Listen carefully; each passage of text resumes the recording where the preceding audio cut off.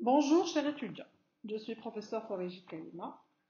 Je suis en charge de vous enseigner une partie du sous-module de terminologie qui fait partie du module de la méthodologie d'apprentissage et la terminologie. Je serai accompagnée par d'autres enseignants qui sont Madame Wali, Monsieur Bouhi et Monsieur Msoger. On aura en charge de vous faire le cours sur la terminologie médicale et pour ma part, je vais vous introduire aujourd'hui la terminologie médicale. Après, on verra des particularités. Donc, on va faire une étude dans sa globalité sur la terminologie et après, on fera une étude thématique et spécifique. La terminologie médicale, c'est quoi? C'est une discipline qui étudie les mots ou les termes qui sont relatifs à la pratique médicale. Vous savez que dans médecine, c'est une science qui est large. Il y a beaucoup de mots qui sont nouveaux pour vous, des mots qui sont utilisés par le corps médical ou par les pratiquants en médecine. Donc la médecine, elle est riche de termes médicaux dans les mots, par rapport aux mots usuels que vous utilisez chaque jour. Et donc notre objectif initial ou notre objectif primordial dans cet enseignement, c'est de vous initier à ces mots médicaux qui sont nouveaux pour vous initier à la terminologie. Il faut aussi pour vous initier, vous allez les comprendre certains termes médicaux, comprendre comment ils ont été formés et vous allez acquérir la compétence de former ou bien de décomposer les termes médicaux pour pouvoir les comprendre et aussi acquérir la compétence de comprendre dès que vous voyez un mot, vous savez à quelle catégorie il appartient et comment il a été formé et qu'est-ce qu'il veut dire. Et par la suite, ceci vous permettra, bien sûr, de pouvoir utiliser ces termes médicaux et aussi de s'intégrer dans une équipe médicale ou de pouvoir communiquer avec les gens de toute l'équipe médicale, à savoir des gens de la paramédicale, ou bien de pouvoir aussi lire les articles scientifiques et les travaux scientifiques.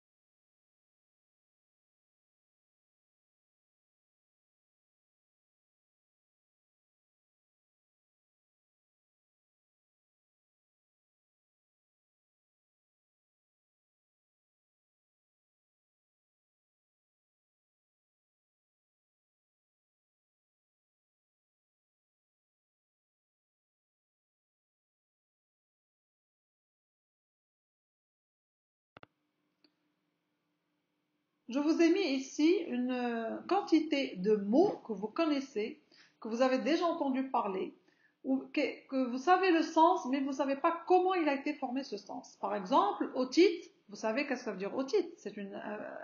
Quand on a mal à l'oreille, mais c'est quoi otite? C'est une infection de l'oreille et qui est due à la formation du mot à partir de deux éléments qu'on va voir par la suite. Appendicite. La plupart, ou bien je suis sûre que parmi vous, il y en a un qui a déjà eu une appendicite et qui a dû enlever un appendice et se faire opérer pour ça. Mais qu'est-ce que ça veut dire? D'où est-ce qu'est venu le mot? C'est ça ce qu'on va découvrir ensemble. Ou bien bronchite ou polyarthrite rhumatoïde. La même chose. Dans votre entourage, il y a quelqu'un qui se soigne pour une polyarthrite rhumatoïde ou bien pour des articulations qui lui font mal et donc il y a un rhumatisme, comme on dit, ou bien apnée ou dyspnée. D'accord? Donc, certainement, quelqu'un a déjà entendu parler de ça, mais qu'est-ce que ça veut dire et comment ça a été formé ce mot? C'est ça qu'on va découvrir par la suite. Ou bien le mot cirrhose ou splénectomie ou urinome. Selon la terminologie ou selon la définition du Larousse, la terminologie, c'est l'ensemble des termes rigoureusement définis qui sont spécifiques à une science, à une technique ou à un domaine particulier de l'activité humaine. Ça, c'est la définition de la terminologie. D'accord? De la terminologie. Donc, c'est quoi? C'est un ensemble de mots qui sont bien définis, qui vont définir une science ou bien une activité ou un domaine particulier. D'accord? trouve aussi comme, définition, la terminologie, c'est une discipline qui a pour objet l'étude théorique des dénominations des objets et des concepts utilisés par tel ou tel domaine de savoir. Et elle permet aussi la compréhension, ou bien le fonctionnement de la langue des unités, ainsi que les problèmes de traduction, de classement et de documentation. Donc, cette terminologie médicale va vous permettre, de travailler plus facilement, de comprendre le langage médical, mais permettre aussi de classer aussi de permettre aussi donc de classer. Donc, les archivistes aussi doivent connaître les termes médicaux pour pouvoir classer. La documentation, vous devez connaître les termes médicaux pour pouvoir lire plus facilement les revues scientifiques, d'accord? Et aussi pour pouvoir intégrer aussi une équipe médicale, paramédicale. Et donc, la terminologie médicale, c'est quoi? Eh bien, c'est l'étude des termes médicaux et des termes associés. Terme veut dire mot en médecine. Et bien sûr, elle va s'intéresser au notre domaine médical. Et le domaine médical, c'est pas que soigner des patients, mais c'est tout le domaine de la santé. Donc, tout ce qui est en rapport avec la santé et tout ce qui concerne l'être humain et ses rapports avec son environnement. Alors, c'est quoi l'intérêt de la terminologie médicale? Bien sûr, si on veut compter le nombre de mots médicaux, il y en a plus de 20 000 termes médicaux, plus, parce que chaque jour et chaque moment de notre vie, il y a des termes même nouveaux qui se rajoutent. Par exemple, cette année, eh ben, on entend parler de la COVID-19 qui n'existait pas avant. Donc, et c'est impossible de connaître tous ces termes, d'accord? Mais il faut savoir que ce terme ou bien ce vocabulaire, il est spécifique. Donc, chaque mot va désigner quelque chose. D'accord? Et il doit être compréhensible aux professionnels de la santé. Pourquoi? Ben, pour pouvoir intégrer une équipe médicale, pouvoir travailler plus facilement. Par exemple, en troisième année, vous allez aller au stage hospitalier. Ben, au stage hospitalier, vous allez avoir besoin de quelques notions pour pouvoir communiquer avec le reste de l'équipe médicale, avec les médecins, les infirmiers, les kinésithérapeutes, donc tout le personnel médical et paramédical, et aussi donc, pour qu'il y ait une communication facile entre vous et facile. Cette communication, elle se fera bien sûr avec les gens qui connaissent les termes médicaux, ne se fera pas avec les patients ou bien avec la famille des patients, mais c'était plutôt aux gens qui sont dans le domaine médical. Et donc, elle vous permet alors de participer à la prise en charge des personnes soignées. Les termes médicaux, ils ont deux origines. Plusieurs origines, mais les deux origines les plus qu'on retrouve le plus, c'est l'origine grecque essentiellement, puisque plus de 2 tiers des mots viennent de l'origine grecque, le latin aussi. On peut retrouver certains termes qui sont, ils sont soit arabes ou bien des emprunts d'anglais ou des emprunts d'allemand, des mots allemands. Mais est-ce qu'il est nécessaire alors de connaître ou de parler grec pour pouvoir parler en langage médical? Est-ce que vous allez tous apprendre le grec ou le latin? Non, ce n'est pas évident, mais vous allez pouvoir parler termes médicaux à la fin de votre formation et même à la fin de votre formation médicale. C'est pour ça qu'on va vous initier à la terminologie médicale en cette première année. Alors, il faut savoir que les termes médicaux, il y a deux types de termes. Il y a les termes qui sont indécomposables et les termes composés. Qu'est-ce que ça veut dire indécomposable? C'est-à-dire que le terme, il a été, depuis le premier jour, il a été créé comme ça, le mot il est comme ça par les Grecs et qu'il a été adapté à la langue française ou bien à la langue anglaise. D'accord? Et la plupart de ces termes indécomposables vont désigner des structures anatomiques ou histologiques, d'accord, telles que le cœur, poumon, fémur, le côlon, le rein, etc., etc. Donc, vous allez retrouver des termes comme ça qu'on ne peut pas décomposer pour comprendre. On le comprend comme ça, d'accord? Donc, leur origine était définie comme ça.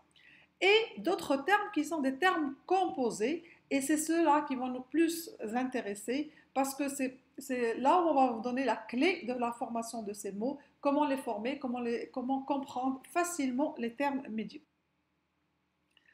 Alors, les termes composés vont être composés de quoi? Ils sont formés de ce qu'on appelle des unités de sens. C'est quoi ces unités de sens? Alors, l'unité de sens, ça peut être, on appelle un préfixe. Le préfixe, c'est la première partie d'un mot, formé avec une racine, le radical. C'est un élément qui est, on va voir par la suite, qui est essentiel au terme médical. Et le suffixe, qui va, vous allez savoir par la suite, qui peut changer ou bien donner une valeur au mot. Alors, le préfixe et le suffixe, on les appelle des affixes. Donc, retenez qu'un terme médical qui est décomposable est formé par des unités de sens qui peuvent être préfixe, suffixe ou racine, ou bien et le préfixe et le suffixe sont appelés aussi des affixes. Donc, la racine le plus souvent, c'est quoi? C'est la partie centrale du mot. Donc, la partie au milieu du mot, ça s'appelle une racine ou bien un radical.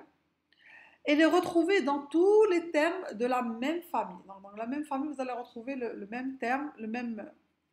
Elle va désigner soit un organe, soit un tissu, ou bien une fonction. Et le sens de cette racine ou ce radical va être changé par une autre unité de sens ou bien par un affixe qui est soit le préfixe, soit le suffixe. Donc en fonction, est-ce qu'on va lui mettre un préfixe? Vous allez voir par la suite, vous allez comprendre, on va vous donner des exemples, elle peut changer. Ou bien le suffixe, la même chose, elle peut changer. D'accord? Alors, par exemple, donc, le terme médical est formé de quoi? Soit on a un préfixe avec racine, soit on a un racine avec suffixe, soit on a un préfixe, racine et suffixe. Donc c'est ça qui compose un terme médical. Exemple, hyponatrémie. C'est quoi hyponatrémie? Alors, hyponatrémie, hypo veut dire en dessous, baisse. Nâtre, en rapport avec le natrium, qui est pour les Grecs, c'est le sel. D'accord? Donc le natrium, c'est le sel, c'est le sodium. Rappelez-vous en chimie où on vous met Na+, on vous dit ça c'est le sodium, d'accord? Donc c'est le natrium, et donc c'est le sel, Hémi veut dire le sang. Donc c'est quoi ça? Donc ça veut dire quoi hyponatrémie? Eh bien c'est la valeur basse du sodium dans le sang, d'accord? Donc vous voyez que la racine natrium, elle a sa valeur, le sens a changé. Donc est-ce qu'il y a une augmentation de sodium dans le sang ou une baisse? C'est en fonction de ce préfixe. Donc hypo va dire baisse. Plus le hyper, le contraire, ça va être hyper, donc ça va être une augmentation du sodium dans le sang. Ainsi, le nombre de radicaux de préfixes et de suffixes va varier d'un mot à l'autre. D'accord? On peut avoir un préfixe avec un suffixe et ça suffit, un préfixe avec une racine et ça suffit pour donner un mot terme médical. Mais on peut avoir une racine avec un suffixe, par exemple la néphrite. D'accord? On va voir par la suite que néphre est en rapport avec le rein, donc ça vient du néphron, ça vient du rein. It, c'est une inflammation, donc c'est ça le suffixe qui désigne une inflammation ou une maladie. On peut avoir deux racines, donc deux racines pour former un mot médical. On peut avoir une racine ou bien deux racines suivies d'un suffixe, tel que la gastro-entérologie, ou bien on peut avoir un préfixe, comme on a vu tout à l'heure, racine et suffixe, comme hyperglycémie ou préfixe et deux racines. Donc ça, c'est des unités de sens qui ont formé un terme médical. Mais il faut savoir qu'il n'y a pas, il n'y a pas de plus de 5 unités de sens dans un mot. On ne peut pas avoir plus de 5 unités de sens dans un seul mot. D'accord? Donc, retenez que le terme médical peut être soit décomposé, soit non décomposable. Décomposé, il va être formé par des affixes associés à une racine ou un radical. Et tout ceci sont appelés des unités de sens. Et ces unités de sens, on n'a pas plus de 5. On peut les combiner de façon différente, mais on ne peut pas avoir plus de 5 unités de sens dans un terme, dans un mot.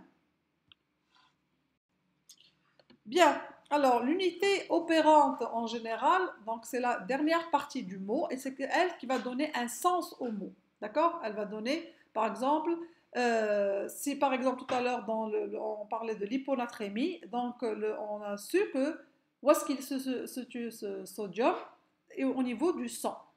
Donc, on sait maintenant, elle a donné un sens. D'accord? Donc, par exemple, donc, en général, l'unité opérante, c'est la dernière partie du mot. D'accord?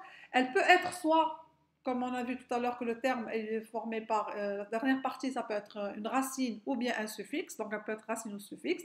Mais la plupart du temps, l'unité opérante va être le suffixe. Donc, attention, l'unité opérante va être le suffixe. Et cette unité de sens, pourquoi on dit que cette unité opérante, pourquoi elle est importante? Parce que c'est elle qui va permettre de classer ce terme médical. Donc on va le classer, est-ce que c'est une maladie, est-ce que c'est une exploration, est-ce que c'est un traitement, est-ce que c'est une... Donc elle va le classer, elle va nous dire c'est quoi? C'est un traitement chirurgical, c'est un traitement médical, c'est un examen, que ce soit radiologique ou autre, il fait partie de l'anatomie, il fait partie de l'histologie, fait partie d'une science. Donc c'est grâce à cette dernière unité de sens qui est l'unité opérante qu'on va savoir classer le terme et savoir de quoi on parle. Et la plupart du temps, l'unité opérante, c'est le suffixe. Alors, ces différentes unités de sens, ils vont se relier entre eux en général pour former un mot intelligible, un mot qu'on va comprendre. Et la plupart du temps, elle va se relier par un O qui est de liaison phonétique. Par exemple, ici, gastrologie. Alors, gastrologie, il y a gastre qui est en rapport avec l'estomac, d'accord, qui désigne l'estomac, qui désigne une poche chez les Grecs et donc qui désigne l'estomac, et logie qui est la science. Donc gastrologie, c'est la science qui étudie les pathologies de l'estomac. Donc on a le O, on retrouve le O, donc qui désigne gastrologie. On a la mammographie. Mammographie aussi, la même chose. Mammo, qui est en rapport avec les glandes mammaires, donc les seins, et graphie, qui est un examen radiologique. Et donc, on a la mammographie. Proctologie, la même chose. Procte, c'est tout ce qui est en rapport avec le rectum et l'anus. Le rectum et l'anus, c'est la dernière partie du tube digestif ou du côlon. Donc, la science qui s'intéresse à cette partie de l'anatomie, ça s'appelle la proctologie. L'hépatopathie, la même chose. Hépatopathie, ça veut dire les maladies du foie. Hépato, c'est en rapport avec le foie. Hépatie, c'est la maladie. Et O, c'est la liaison qui a fait la liaison entre les deux termes médicaux. Mais le O n'est pas supprimé quand l'unité opérante commence par une voyelle. Donc, si on a une voyelle, on le garde. Par exemple, on a gastre, qui on a dit c'est la gastre qui est l'estomac. Algie veut dire douleur et donc on ne va pas mettre gastroalgie mais on va dire gastralgie. Donc le O n'existe pas, on va l'enlever. On n'a pas besoin de l'utiliser, on va mettre gastralgie. Alors, il y a des exemples, ici je vous ai donné des exemples de racines qu'on va voir par la suite la signification et on va donner des exemples de mots. Donc cardio, cardie, carde, pnée, oxy, glyque, céphale, cyste, néphro, gastro-entéroflemme. D'accord? Au cours de tout le cours qu'on va faire ensemble, on va répéter ces mots-là, on va en parler, etc. Donc vous allez les comprendre par la suite. Alors voilà, la signification c'est cardio, ça veut dire cœur. Pnée, c'est la ventilation ou l'air. Oxy, ça définit l'oxygène. Glyque, c'est le glucose. Céphalique, c'est la tête. Cyste, c'est la vessie. Attention, ici, il y a un décalage. Néphro, c'est le rein. Gastro, c'est l'estomac. L'entéro, intestin grêle. Et phlébo, c'est veine. Alors, les exemples de mots. Cœur, on a cardiomégalie. C'est un mot qui est classé dans la pathologie du cœur, ou bien, on va dire, dans le bac de cœur. Mais bon, on va savoir tout à l'heure. Cardiomégalie, c'est une augmentation de la taille du cœur. Donc, on va le savoir par la suite. Pneumothorax, c'est en rapport avec tout ce qui est respiratoire. L'oxémie, c'est la présence de l'oxygène dans le sang. Hypoxie, c'est la baisse d'oxygène dans le sang.